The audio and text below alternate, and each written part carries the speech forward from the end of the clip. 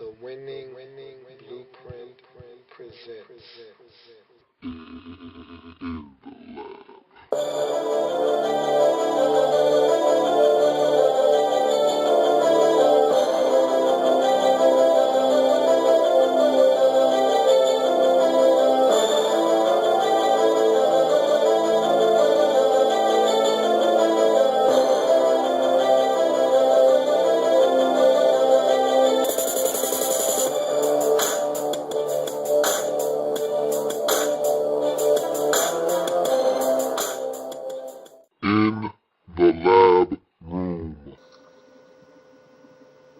Welcome. You are in the lab room. Thank you for joining me. I am your host, Lou, and it is Halloween. So happy Halloween to you all.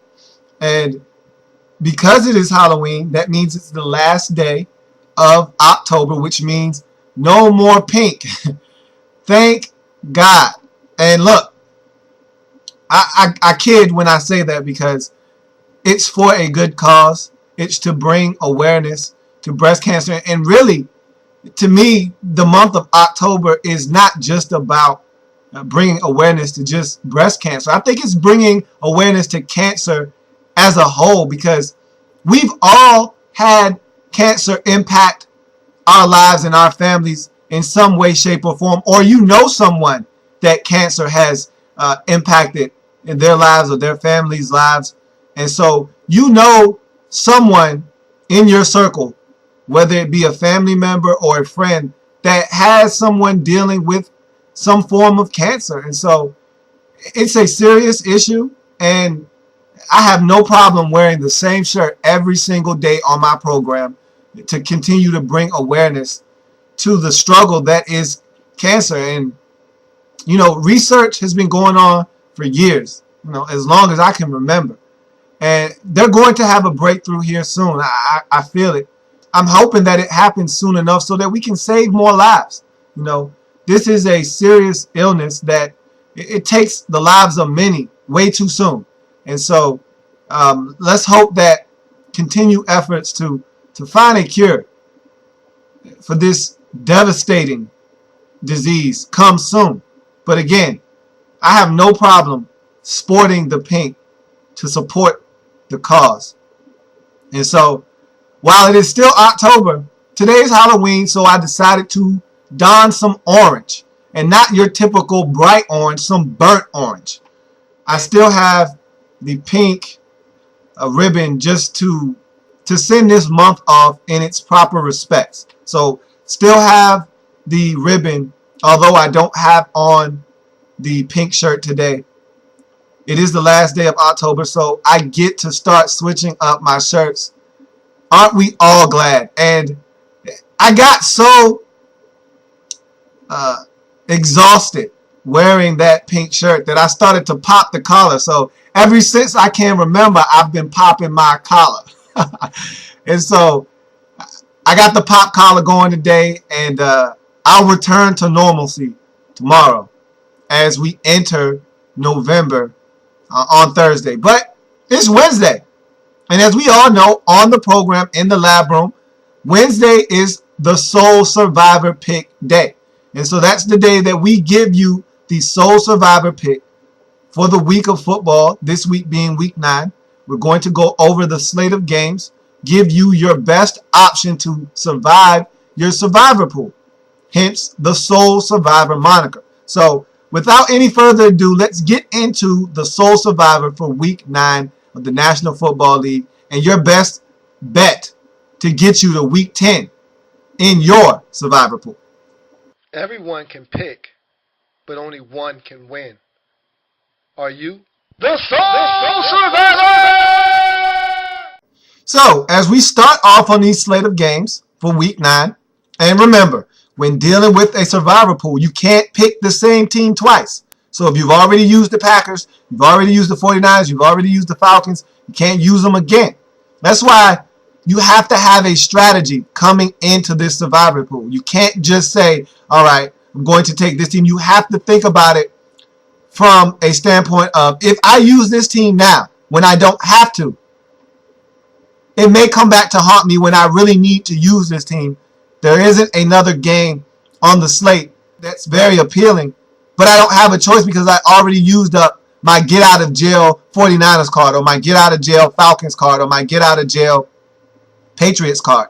You have to be careful of when you select teams, because if there's a better game on the slate but you're just being lazy and you don't analyze the other games and you just say, hey, the Patriots are playing the Rams, I'm going to take the Patriots. Yeah, while that is probably an appealing choice and probably a very smart one at that, you can look down a slate of games and say, hey, the Packers are playing the Jaguars at home. Why not take that game instead and save your Patriots for down the road when you really need it? Who knows? You may get a layup later on in the season when the Patriots are taking on, say, I don't know, the Cleveland Browns at home or the Oakland Raiders at home. You just never know.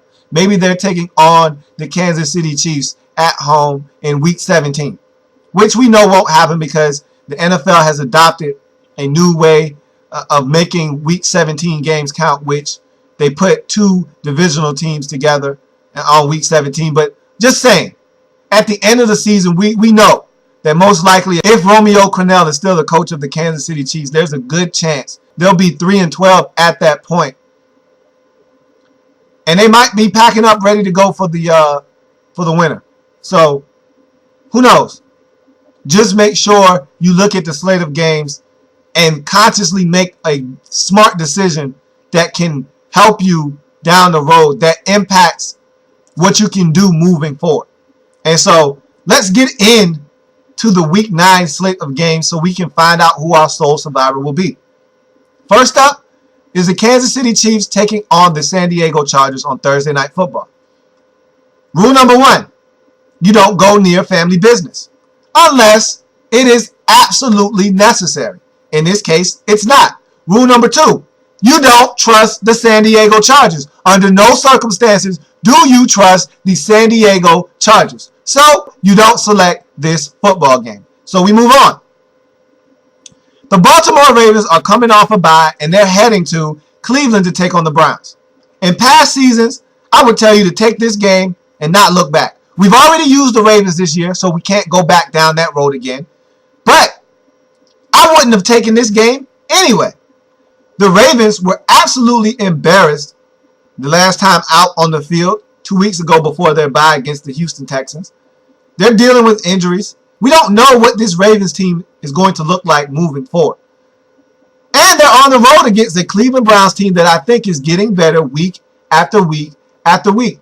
Not to say that they're going to win this football game, but just to let you know that it's not a home run. It's not a safe pick like it's been in the past. And so it's family business anyway. You stay away. The Arizona Cardinals are taking on the Green Bay Packers. Arizona's on the road going to Green Bay. The Cardinals can't protect their quarterback. They can't run the football, hence they can't score points, which means they're not going to win a lot of football games. But we've already selected the Packers. And after last week's showing against Jacksonville at home, and we don't know if Jordy Nelson is going to play. We already know Greg Jennings is waiting to have surgery. He's not going to be playing. And we don't know when they're going to get his services back this season. Aaron Rodgers was really void of elite talent at the wide receiver position last week. And it showed. He passed for less than 200 yards for the first time in what seems like an eternity. And they did not look sharp on offense. No Jordy Nelson, possibly. No Greg Jennings for sure. Nope. And anyway, we already selected the Green Bay Packers. So we have to move on. Now, I have gave it some thought. And I do know that because I made the selection doesn't mean it's not a good selection for you. If you wanted to take the Packers this week against the Arizona Cardinals, be my guest. Because the Packers are going to get pressure on whatever quarterback is back there behind center. Whether it's Kevin Kolb or John Skelton. They're going to get pressure on that quarterback. They're going to create havoc. And they're going to score points. Whether Jordy Nelson or Greg Jennings is out there or not, this Packers team is going to find a way to generate 21 points in this football game, which would be more than enough to beat an Arizona Cardinals team that is struggling to score because they can't protect their quarterback. So if you want to select this game, by all means, be my guest. You have my blessing. But again, I already selected the Packers, so I move on because I feel like there's a better game on the slate anyway. Speaking of which, the Buffalo Bills are taking on the Houston Texans this week. Ding, ding, ding, ding, ding. This is your sole survivor for Week 9. The Buffalo Bills are coming off of a bye. Who cares? The Houston Texans are coming off of a bye. That means a whole heck of a lot because they're a good football team. They're at home in this game, and Buffalo does not scare anyone. The key to stopping the Bills is stop the run. You stop the run, you make them pass. You make Ryan Fitzpatrick beat you, you get turnovers. That's what the Texans are going to do in this football game. They're going to stop the run. They're going to force Ryan Fitzpatrick to have to take to the air to beat them because I expect the Texans to jump on these Bills early and often, jump out to a nice 17-3 lead, make the Bills have to take to the air and abandon the run game, and that's when you get turnovers. And so, really, it doesn't matter how they get it done. The Texans are going to win this football game. They can run the ball. Buffalo can't stop anybody from doing anything. That's apparent. Before their bye, they lost to Tennessee at home, allowing the Tennessee Titans to do whatever they wanted to do, whenever they wanted to do. Chris Johnson ran for almost 200 yards on less than 20 carries. We're talking about well over 10 yards per carry. Now, if Chris Johnson and the Tennessee Titans offense can do that, what do you think Arian Foster and the Houston Texans run-oriented offense is going to do to this Buffalo Bills defense? Tell you one thing, it's not going to be pretty, and it's going to be a Houston Texans win, which means you move on to Week 10 in your survivor pool. So the Week 10 sole survivor is going to be the Houston Texans. But just in case you don't trust me, and again, I'm a nice guy. I want you to trust me. I want you to trust me. So what I'm going to do is go through the rest of the games so you see that this is exactly what I said, which is your best pick for Week 9. So we continue down the slate of games. The Miami Dolphins, who are playing some really good football of late, are traveling to Indianapolis to play the Colts, who are playing some good football of late. 4-3 team meet 4-3 team. Why would you want to pick between two 4-3 teams? Yeah, I wouldn't. Neither should you. So we move on. The Denver Broncos are taking on the Cincinnati Bengals. The Broncos are on the road. And although I think that they're the cream of the crop in the AFC West, and I think they're starting to hit their stride, they're on the road against a Cincinnati Bengals team who's coming off of a bye. And I don't really buy into the Cincinnati Bengals as a good football team. I said that before the season started. Nonetheless, I still respect them for what they are, and they're coming off of a bye, and they're home. So I stay away from this football game. Detroit Lions are taking on the Jacksonville Jaguars. This seems like a very good selection, if I may say so myself. Of course, looking at this game from the outside, looking in, Jacksonville stinks. They've won one game all season long. They're not a good football team. There's no Maurice Jones-Drew, so they're not a good running football team right now. Blaine Gabbert had one of his better performances of his career, and it still entailed 2 interceptions. Nope. I wouldn't buy these Jacksonville Jaguars going home getting a victory. So you would think that the Lions would be a smart pick here. But let's not fool ourselves into thinking that the Lions are back because they scored over 20 points last week at home against Seattle. These are still the same Lions who were struggling to score all season long. They still haven't found a way to get Calvin Johnson involved. And I don't think he's healthy yet anyway. I wouldn't trust the Detroit Lions if you paid me to pick this game. That's how much I think of these Lions, or how little I think of these Lions. So if you wanted to go with this game, by all means, knock yourself out. You wouldn't get me to sign off on it. No way. Don't trust the Lions enough. And anytime you're on the road, you know how I feel about that. You stay away from teams on the road, even if they seem like the obvious selection. Stay away from them if they're not at home, because you don't have to do it. There's always a better option. So you leave the Lions alone and you keep on moving. So you find yourself in Washington with the Panthers traveling to D.C. to take on the Washington Redskins. This is an ugly game. One team is 1-6, that being the Panthers. The other team, 3-5, the Redskins, who are home in this game. Neither one of these teams are playing excellent football right now. The Redskins are losers of 2 straight. The Panthers, meanwhile, are losers of 5 straight. Why would you want to pick between 2 losing teams? You never put your interest, you never put your stock in a losing ball club. It's never smart. You always find yourself regretting that decision. So, this is 2 losing teams playing against each other. Let the losers worry about losing. Stay away from this game and you continue on your trek to find the sole survivor.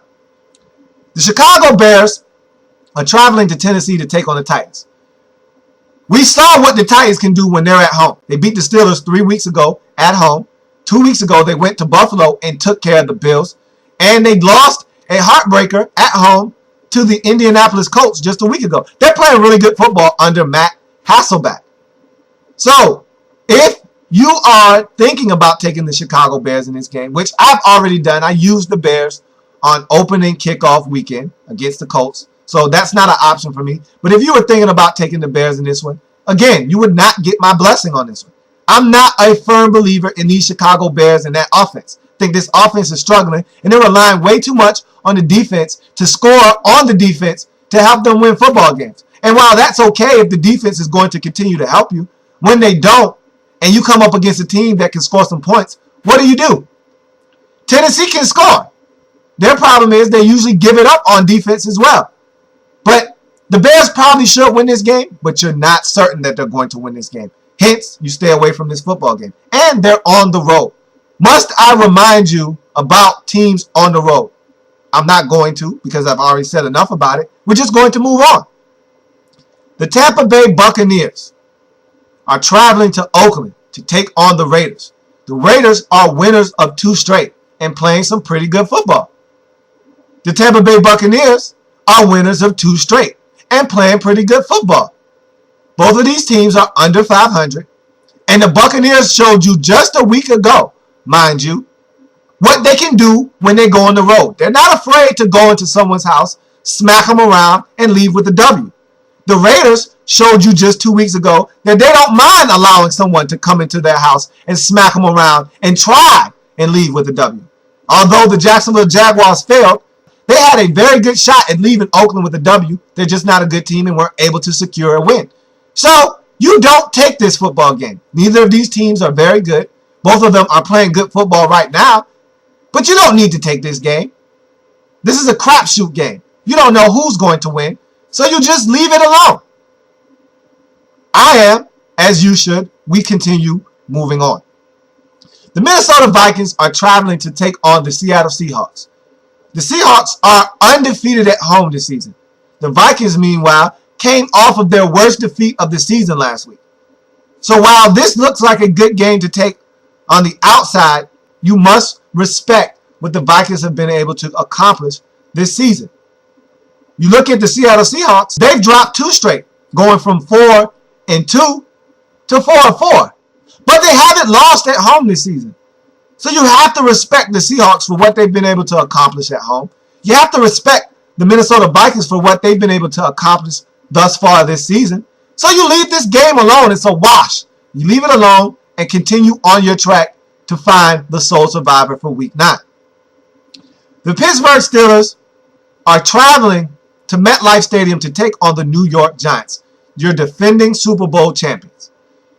The Giants are playing hot football of late.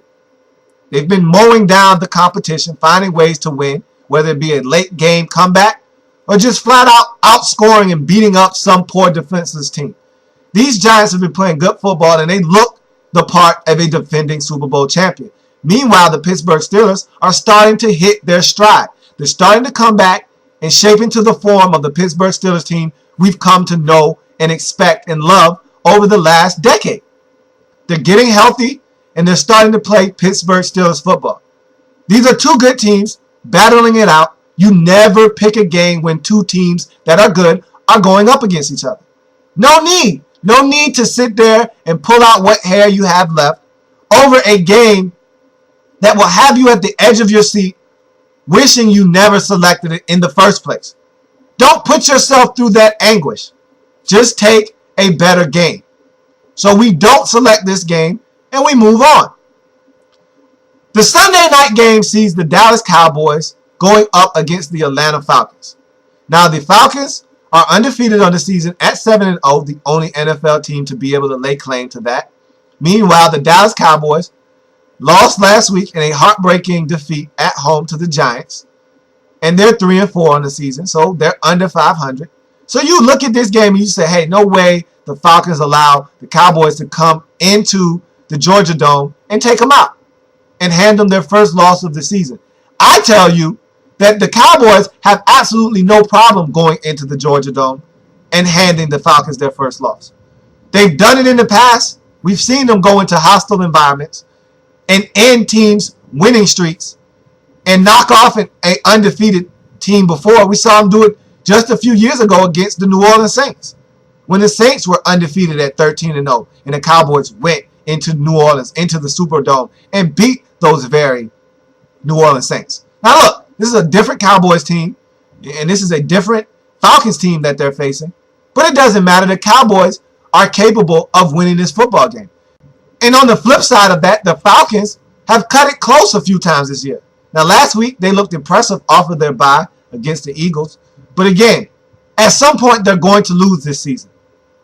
It may not be this week, but it also could be this week. You don't want to have to make that decision, so leave this game alone.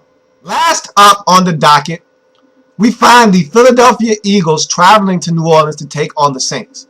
Two underachieving teams in this season, both struggling right now. The Saints come off a drubbing at the hands of the Denver Broncos. Meanwhile, the Philadelphia Eagles were embarrassed at home against the Atlanta Falcons. And so both of these teams are in turmoil, more so the Eagles than the Saints. The Saints have turmoil because of their own doing over the offseason with the bounty scandal. Meanwhile, the Eagles are in turmoil because they don't know who to point the finger at. Instead of blaming themselves, they want to blame each other. And so there's been talk of benching Michael Vick, but he's going to play. He's going to start as the Eagles quarterback. I don't understand what the discussion is there. But anyway, these two teams are struggling. They both can score on offense, but then again, they can't. They both can stop you on defense. Okay, I'm lying. The Saints can't stop anyone on defense. But then again, the Eagles didn't put up much resistance a week ago against the Atlanta Falcons. And this Saints offense can be high octane. And they're at home. So this is a game that you shouldn't touch with a 10-foot pole. And I'm not going to even consider touching this game. Neither should you. But if you do, good luck on that one. I can't tell you to not select a game because it's your pick. But this would be one of the worst selections of this week if you decided to make it. So there you have it. We went down the slate of games this week.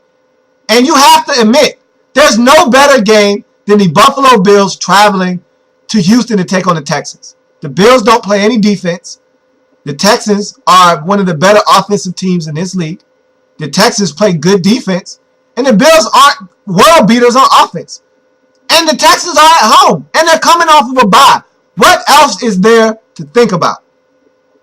Sure, there are a few other games that if you took, you probably wouldn't get any objection from me. You took the Packers over the Cardinals at home. Hey, I have nothing but well wishes for you if you take that game. I won't be the one to tell you that that's not a solid pick. I'll sign off on that. Sure, I think the Packers are going to win that game pretty handily. But then again, that was the sole survivor a week ago against Jacksonville. That wasn't very handily at all. But again, I think they're still going to win, and that's all that matters. Whether it's by 22 or by 1, it's a win. And I think the Packers are going to beat the Arizona Cardinals. So that's a sound selection if you want to go in that direction. If you wanted to take Seattle against Minnesota, probably wouldn't sign off on that. But the Seahawks are a pretty safe bet at home. They've been playing good football, but I wouldn't sign off on that one. But if you took it, I'd turn a blind eye to that. Not going to sign off on it, but I can ignore the fact that you selected it and say that, hey, you selected it. Okay, see where you were going with that one. But why go any of those routes when the Texans are here with a nice layup? Basketball season just started yesterday. The NBA got underway last night. This is a layup. No, this isn't a layup. This is a slam dunk. This is a slam dunk. Why go anywhere else when the Texans are sitting right here in your lap for an easy win to send you into Week 10? So, if you didn't hear me the first 80 times, I'm going to say it one last time. Your Week 9 sole survivor for the 2012 NFL season is the Houston Texans. The Houston Texans are The sole survivor! So that's going to be a touchdown. Throw it up. Want to tack on this quick extra point? The NFL yesterday decided to extend the trading deadline by 2 days. Whoopee. What does that actually mean? Absolutely nothing. The NFL has the most underwhelming trade deadline in all of sports. The MLB, which is Major League Baseball trade deadline, means something because teams actually make trades during that time. Teams are actually looking to sell their commodities and build for the future if they're out of it in that current season. So it actually makes for good theater. The NBA, same thing. If you're out of it and you're looking to build for the future and you have a couple of good pieces that other teams need and thinking that these pieces this year can help them win, now they make the trade. And so those trade deadlines actually mean something. Meanwhile, the NFL's trade deadline means absolutely zero. Nothing. No one makes big trades in the NFL. No one actually makes moves of any significance that helps their team in the current season. When's the last time we saw a blockbuster deal executed at the trade deadline in the National Football League? Take your time. You have all day to think about the answer to that question. Because even if you gave me an answer, I wouldn't even be able to tell you if you were correct or not. Because I don't know, and I'm pretty sure you don't know either. The NFL's trade deadline is a joke. It's a farce, and they didn't need to extend it by 2 days. For what? What NFL team is going to execute a trade of any note that helps them this season? Yeah, that's what I thought. So that's going to do it for this episode. I thank you for joining me on this Wednesday edition of In the Lab Room. Again, hit me up. Drop something in the inbox. inthelabroom@gmail.com is the inbox, is my email. So drop something in it. Love to hear from you. I'm on Facebook. In the Lab Room is the Facebook page. Check it out. Every single video I've ever done, ever uploaded, ever posted is on that page. So check it out. Like the page if you visit it. I'm also on Twitter. @InTheLabRoom is the Twitter handle. So if you're on Twitter, follow me on Twitter. You'll have every single video that I post at your fingertips. And also, subscribe to the YouTube page. I mean, that's the most direct way to get to these videos other than the Facebook page is subscribing to the YouTube page. Every single video that I upload has to go through YouTube first and foremost. And so you won't miss a beat if you subscribe to the YouTube page. And that's under Louis T. Or just type in the Lab Room. The video will pop up. Click on Louis T and subscribe. And you'll have every single video I've ever done at your disposal. So I thank you for joining me on this October 31st, Halloween day, the last day of October. So, the last day that I get to don the ribbon and the pink for you guys. And so, again, every day should be Cancer Awareness Day. And we need to continue to bring awareness to it. People need to realize that a simple visit to the doctor may save your life. And so bring awareness to cancer and continue to support outfits that are raising awareness and raising money to try to find a cure for some of these cancers. Cancer kills so many people every single year. It changes so many lives and destroys so many families. And so let's see if we can continue to raise awareness for cancer. Not just in October, but every single day. I know that I've done my part this month, but I'm going to continue to be an advocate to raise awareness for cancer because, again, cancer affects everyone. Whether it affects you directly whether you have, someone in your immediate family that has been diagnosed or who has suffered from cancer, or you know someone who knows someone who knows someone that has suffered from cancer or who has been diagnosed with cancer. It's a serious thing, and so, again, always keep that in mind. And again, I thank you for joining me on today's program in the lab room. Enjoy Halloween. Have fun trick-or-treating. If you have kids, take them out. Have a good time. And if you're not a trick-or-treater, you don't have a child, pass out candy. Don't be a Scrooge. And even if you don't believe in trick-or-treating, celebrate it at your church. Celebrate just this event and not necessarily Halloween itself. Go to church and have fun with the kids. Either way, do something today. Have a good time. I'll be back tomorrow, same time, same place, as should you. And I hope to see you tomorrow. Also, be on the lookout for the sheriff as he drops in on a special Halloween edition of In the Lab Room's NFL's Most Wanted. So until next time, I'm your host, Lou. I thank you for joining me. Have a good one. Enjoy your Halloween.